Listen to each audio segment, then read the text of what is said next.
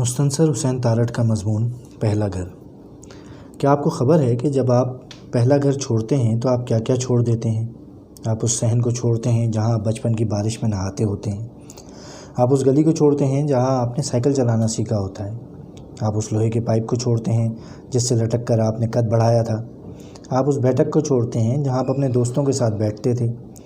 آپ اس برآمدے کو چھوڑتے ہیں جہاں آپ کی ماں آپ کی دادی دھوپ سیکا کرتی تھی۔ آپ وہ باورچی خانہ چھوڑتے ہیں جہاں نعمت خانہ بھی ہوتا تھا۔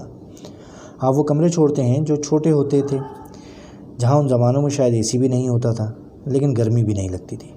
آپ وہ بیلیں چھوڑتے ہیں جو آپ یا آپ کے باپ بہت شوق سے لگاتے تھے۔ آپ وہ درخت چھوڑتے ہیں جن کے پھل کھانے کو آپ کے دادا نے انتظار کیا تھا۔ آپ چھوڑتے ہیں چارپائیوں پر سونا جو شدید گرمیوں میں بھی گرم نہیں ہوتی تھیں۔ آپ ان کو چھوڑ کر فوم پر سونے لگتے ہیں۔ اے سی بھی چلاتے ہیں کہ فوم تو بابا گرم ہوتا ہے نا۔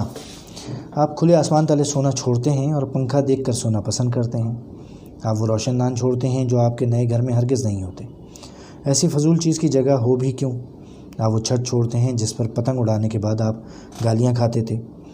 آپ وہ سیڑھیاں چھوڑتے ہیں جن میں ریلنگ کے بجائے دیواریں ہوتی تھیں۔ آپ وہ پرندے چھوڑتے ہیں جو اس دانے اور پانی پر اتر آتے تھے جو آپ کی دادی ڈالتی تھیں۔ واللہ آپ سب چھوڑ دیتے ہیں۔ وہ لوگ چھوڑ دیتے ہیں جو آپ کے ارد گرد رہتے تھے۔ الغرض آپ چھوڑ دیتے ہیں وہ سب کچھ جو آپ کے خمیر میں ہوتا ہے اور نکل پڑتے ہیں آپ ترقی کی شاہراہ پر۔ پھر کیا ہوتا ہے؟ پھر یہ ہوتا ہے کہ تمام عمر آپ کو جو خواب آتے ہیں وہ اسی پہلے گھر کے آتے ہیں۔ لوگ بدلتے رہتے ہیں، خوابوں میں موجود گھر نہیں بدلتا۔